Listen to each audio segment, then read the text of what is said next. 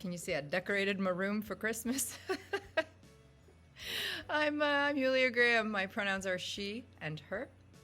And if you're watching this, that makes you my scent brother, scent sister, my non-binary scent sibling, numero uno. Thank you so much for being here. It's kind of a Saturnalian miracle to me every time you do show up, and I'm just so grateful. And numero two, if you want to hear about the perfumes I'm going to be rocking this December, keep watching.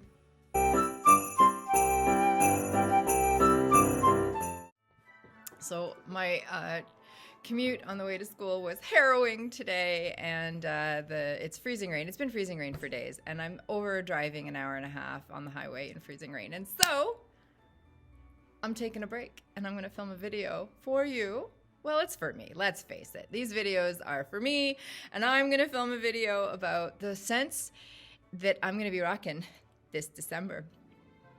I love the holidays. Do you love the holidays? Like, I want to hold on to them, and I want them to stay with me, and I have a terrible memory, and so I'm trying to do this whole associate scents with times in my life, because those two go together, the sense of smell and the memories, right? And so this year I wanted to create scent memories surrounding the holidays, and I'm super excited about this entire lineup. First perfume that I'ma be rocking this holiday season is one that I'm wearing today, and it's one that I purchased 2 years ago before this madness overtook my life, and it's Dune by Dior. I have notes here in front of me, so I'm probably going to be looking like every which way but loose. So here it is. Dune is a scent that I used to wear back in the day, and it's been reformulated. I know that it has, because when I wore it as a young warthog, there was something light and airy about it. There was something sweet about it. It was a beautiful, gentle scent, and it was nothing that would belong in Veronica Says' video about 13 Nights of Terror. It used to be so soft and sweet and warm and ambery and like a hug, but none of that offensive aldehydic stuff that's in it now. At least that's what I remember.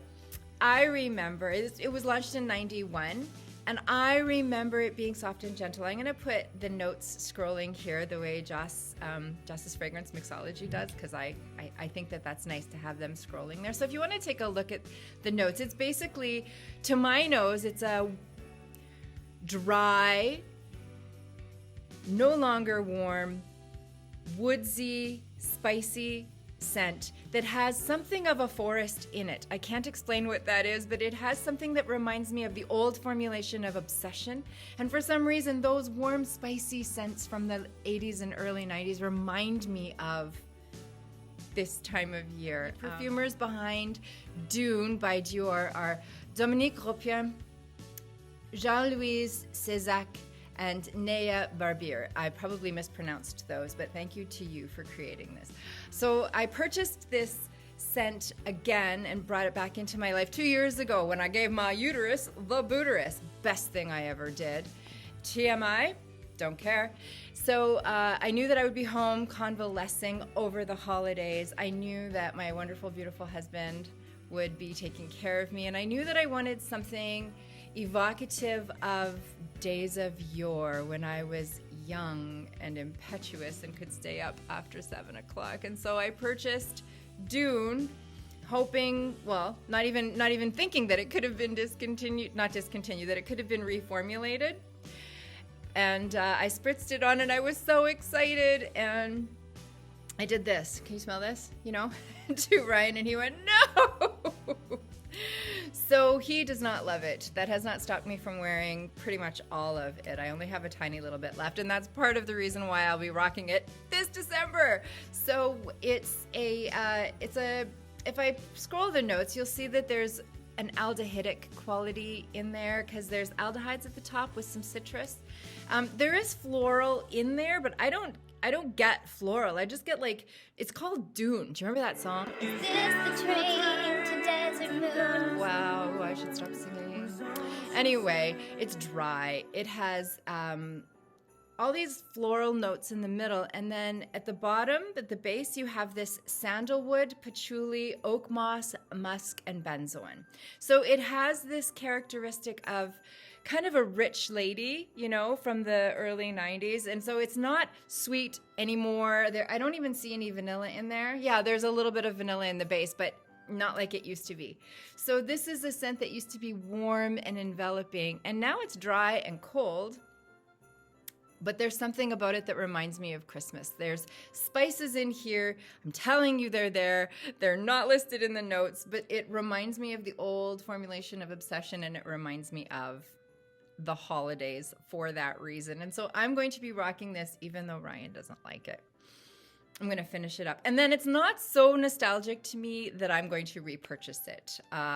If I could find the old formulation, I'm probably wrong. It's probably just that my nose has changed and current tastes have changed. And so perhaps it is the way that it was, but it's not what I remember. So there it is. Dior Dune. I'm going to be rocking it till I run out of it this Christmas. The next scent that I'm going to be rocking this Christmas is one that I hated and now love. Actually, most of these. You know what? I'm no good at that whole love at first sniff thing. So Dior Dune was a scent that I loved and now don't. I'm going to wear it anyway. And the next one, Coco Noir by Chanel, is one that I really didn't like and now I love. And I want to tell you right away that the noses behind this are Christopher Sheldrake and Jacques Polg. Chanel Coco Noir is a spicy, grown-up, I mean business scent that I only wear in the winter. And I've only ever worn it to the office. Like, it's not something that I would wear at night. But I think at Christmas time, those spices and that je ne sais quoi that Chanel has in their scents. Do you know what I'm talking about? It's so perfect for this December. So these are scents that, this one in particular, I would wear other months in the colder weather. But the first one that I mentioned, I would only wear that in December as a holiday scent to create those scent memories. This one I would wear almost any time of year, really, but I've only ever worn it to work in the fall and winter. So why do I like it for Christmas? Because it's warm and spicy. There's citrus at the top. There's florals and peach in the mid, and I get the citrus at the top now. I don't get any of the florals. It says there's rose and geranium and jasmine in there, and if I could smell the jasmine, I wouldn't like it. You know what I mean? And then at the base, there's patchouli, sandalwood, olebdanum, tonka bean, vanilla, white musk, cloves, and benzoin. Those cloves say December to me. This is a grown up. There's nothing cutesy about this scent. There's nothing flirty or shy about it. This is a grown woman scent that has a lovely performance. All of these have lovely performance because they have in them that element of, I need to coin a phrase right now. Like, I need to coin a phrase that means that scent that stuck to the ladies of yore when they were wearing their fur coats. That's what I'm trying to get at here. These two are both those kinds of scents that the ladies at church, remember going places, remember hugging people for the holidays? I remember hugging people. These are scents that remind you of those warm hugs from the ladies at church who, you know, those ladies had money. And that's what these remind me of. This is a grown-up, spicy, aldehydic. The aldehydes are not mentioned in there. It's patchouli in this one, but I'm telling you, there's that Chanel je ne sais quoi, and it's a grown-up scent that reminds me of Christmas because of the spice. And so I'm looking forward to wearing this one. It's nice for the office for me, and then when I say office, I mean my classroom. And then I like to, if I was going to go out, I wouldn't put this one on to go out, but if I was already wearing it, I know that it would smell really, really nice. So that is it. If you want to watch my full Perfumes I Hated But Now Love review of Coco Noir, there it is. Moving on. It's coming on Christmas. I wanted a specific scent for this Christmas because I've smelled it several times and just not been able to get on board. It's a very, very popular perfume, this third one that I'm going to talk about, and I just couldn't get on board with it, and I'm not sure why. But last time I was in a city, Ryan and I went to the Hudson's Bay Company, and they have a real perfume counter where you can go and actually smell the perfume. Unheard of. I couldn't, and so this was one of the ones, because I heard Veronica Says talk about it, because I heard the Fragrantician talk about it, because so many people love this one, I decided to give it another sniff, because Veronica was saying that it was all of the things that I love. It was a heavy hitter, and that it was vanillic, and that it had spice, and so I wanted to see if I could have that for Christmas, because I didn't want Dune anymore. I sniffed it, I wanted it, Ryan really wanted me to have it, and not because he loved it. He actually doesn't love this one either. This one's very vanillic, but it's very strong, and there is that je ne sais quoi about a Dior about this one as well. So there is something in there. There's something in there that Ryan is not a fan of, because he really likes sweet gourmand. So although this has the vanilla, I wouldn't want to eat it, so I wouldn't call it a gourmand. Having said all of that, he really wanted me to have it because he just loves me to have nice things, and I didn't buy it. And I was sad for myself, and then I did. If you want to see the saga of how I procured Dior Addict, despite the fact that I am on a no-buy, I'll leave that up in the cards. Let's talk about the fact that this scent was created by Christian Duslier and Thierry Wasser. I think it's so important. I love Olfactofiles Terra for always mentioning the perfumer. I just think that's so important. I'm going on too long. This has been way too long already. Thank you for sticking around. You know Dior Addict. It is it's a vanilla and white floral scent. You know I don't like white florals, but for some reason this one works. For some reason I want this one. It's cozy, and I know that there are spices in there. I'm going to scroll the notes down here. There's nothing listed. There are no spices listed in here, and I don't understand that. The top notes have a blackberry and mandarin leaf. So there's that woody, not woody, but like a fresh top. Jasmine, night blooming something, orange blossom, and rose. I don't get any of that, thank goodness. Although I think the jasmine is what bothered my nose in this for all those years previous. And then there's vanilla and tonka bean and sandalwood. So I don't know where that beautiful spice is coming from, but I'm telling you it's there. Do you have Dior Addict? Is it one of the ones that you hate? Because I feel like it's a love-hate, and I've moved from hate to love. This is one where when people talk about their heavy hitters, they talk about it. I'm going to link one of Veronica's videos up in the cards where she talks about her heavy hitters, and she talks about this one. And she says, if you're not careful, if you overspray this one, it will wear you. So I think that was one of the things that really appealed to me about this, because I love heavy hitters. I love performing scents, but I'm a gourmand lover. And so whatever it is that creates that heavy hitter, punch kind of thing is not always good to my nose. I've tried a lot of different scents that are called heavy hitters, and I haven't liked very many of them, although I look for performance in a scent. We're probably going to scrub all of that. What I want to say is that this is warm and cozy, and I want to smell like this for Christmas, and it's coming on Friday. I'm so excited. Dior Addict. It's a scent for Christmas 2021, and I feel so. Go check that one out, because there it is. Okay, the next two scents that I will be rocking December 2021. It's a twofer, because to me they're exactly the same. And I am talking about the V Canto Lucrethia and my beloved, and perhaps your behated, perhaps something that you think is basic, the Ysl Black Opium. To my nose, these scents are identical. And I purchased the V Canto in an effort to not be basic. No, not really. I purchased the V Canto because my friend John sent his note off. So I'll leave the video where he talks about it. He goes through a cathedral just for me. That whole video is just for me. Even if it's not, it is.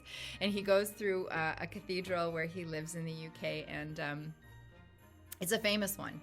And of course it escapes me. But anyway, he talked about this, and he was outlining the similarities and differences between this and Black Opium. And it just so happens that on the grey market, the V Canto one, V Canto is one of the Tiziana Trenzi family dynasties. The V Canto one actually ended up being more economical, and so I bought that. And the bottle is so lovely. I'm not a big packaging kind of gal, but the bottle on the V Canto stuff is really that pretty. I'll put it here. And so I got that one, and I cannot smell the difference, which is why I'm putting these together. They're both coffee, vanilla centric. They both have jasmine, but done in a way that I can handle it. So they both smell like Black Opium, and I don't need to tell you what Black Opium smells like, do I? Black Opium is a scent that will forever remind me of that coziness that you want to create in your home at Christmas time. I just love that coffee, sweet vanilla. I love Black Opium. I do. You know what? If you don't, I'm sorry, but I do. So there they are. They're both, so I don't need to go on about these. These are perfumes that I'm going to be rocking. I only have this much of the Black Opium, so I will be wearing mostly the V Canto. And when I'm out of I'll be out of the Black Opium very soon, this year. And then I will wear the V Canto. And then I will repurchase the Black Opium and not the V Canto. If you're wondering what there's only one difference to my nose, and that is the performance. I don't find the V Canto to be as projecting or as long-lasting. So there it is. And among all of these that I am talking about today, the only one that I would consider a safe-ish blind buy, because I don't think that anything is really a safe blind buy, the only one that I would consider a safe-ish blind buy would be the V Canto Lucrethia. It does smell enough like the Black Opium that I can't tell them apart, but at the same time, because it's more gentle, it might be a little bit nicer for you. I don't particularly get the coffee on me, but I get it when I sniff the cap or just the actual the bottle. So there they are. Those two are two that I will be rocking this holiday season. I'm so excited. Are you excited? Okay. The last two are also a twofer. And I will tell you right now that I have sniffed the inspired version of this and will be purchasing both the inspired version and the real version, because that's what I like to do. I will tell you right now that it is Tom Ford Tobacco Vani that is the original version, and that it is the Haramain Amber Oud Tobacco version that I will also be purchasing. And it is Olivier Gillotin, who is the perfumer for the original Tobacco Vanille. I have a couple of things to say, and then this video will be over. Thank you so much for sticking with me. The thing that I want to say is that I sniffed this courtesy of the amazing, generous, and wonderful Veronica from Veronica Says. I've gotten to smell scents that I never thought that I could ever get my sniffer on. Courtesy of Veronica Says, Joss's Fragrance Mixology, and Richard Kikot. My three main fragrance fickle fragrance pickles. I've also been sent decants by other folks who have been so amazing to me. That's a video in and of itself, but I just want to say right here and right now to the folks who have sent me decants, I never thought that would ever happen. Anyway, I'm so very grateful. Thank you. There will be more coming up about that. So she sent me 8,257,636, give or take, decants, and among them was Amber Ood Tobacco.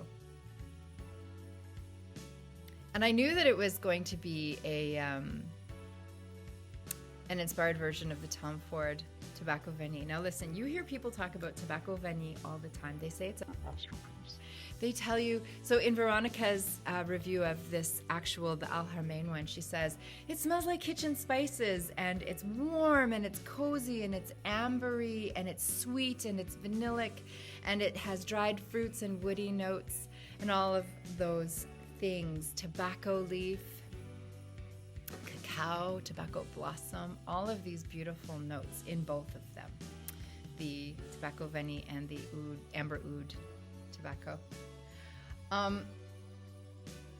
By way of just saying what it is, it's not what I thought. It's not what I thought at all. And I can almost guarantee you that it's not what you think either. I sniffed this and I stopped, and I was like, what is this? Because to my nose, on first sniff, this wasn't a perfume. I couldn't understand, I couldn't reconcile everything I'd heard about this scent with the scent that I was smelling, because to my nose, this scent doesn't smell like booze. It doesn't smell like tobacco. It doesn't smell like your spice cupboard. It is those things. It's not a representation. What it is, to my nose, upon first sniff, was you put a pot on your stove and you turn the stove on and you dump a bunch of Crown Royal into it and you grab your star anise, some cinnamon, some nutmeg, and some vanilla, and your dad's pipe tobacco. And you put that in the pot and you put that on the stove and you boil it, and that's what your house smells like. There's not any element of I'm wearing perfume to this scent to me. It's I'm wearing all of those things. Like I've bathed in all of those things. I wasn't expecting that. I was expecting something that smelled like perfume. Maybe it smells like perfume to you, but to my nose, the first sniff, I was like, I didn't know where to put it. And now, and you know where I put it? After 6 minutes of wearing it, I put it squarely at the top of my list of perfumes that I want to smell like in 2022. I didn't buy it this year for reasons I don't even want to get into. But next year, that's what I'll be rocking. I'll be rocking the rest of that sample. Thank you so much, Veronica and Richard and Joss, for your incredible generosity. But that twofer is for next year. This year, I'm going to be rocking Dune, which I'm wearing today. Poor Ryan. I'm going to be rocking the Coco Noir, Dior Addict. I can't wait to get that one. And the last of my Black Opium. And my bottle of the Canto, Lucrethia, and the last of my sample of the Amber Oud Tobacco. Thank you. That's it, 25 minutes. I hope to edit this down. It's coming on Christmas, cutting down trees. The road I drive is a surface upon which I could skate away and teach my feet to fly. I hope you're well. I know that there are a lot of people who aren't in a place to celebrate anything right now. And my heart just goes out to them more and more and more. The people and the animals who are affected by what's happening in BC, all of the other tragedies that are going on, the tragedy that is this virus. Julie Jusselive said it so beautifully. There are people who are battling Mother Nature and people who are battling human nature. And I'm pretty much the luckiest person in the world to have you here with me, celebrating where we can. I don't want to get heavy, so I'm just going to say that I really appreciate you spending this time with me, and I'll be back before Christmas for sure, but I just wanted to pop on and give you this 25-minute video. Like anybody cares what I'm going to be wearing this December. But I actually do want to know what you're wearing this December. Do you create scent memories on purpose? Because that's what I'm doing this year. I'm creating scent memories on purpose. So if you've got any of these, if you plan to get any of these, just let me know in the comments down below, because that's my favorite thing. I appreciate every single one of you. You think I don't, hey? Oh, but I do. I do. I really appreciate you. To all of you, enjoy the rest of your day or evening, and we shall see you in the next one. Mwah.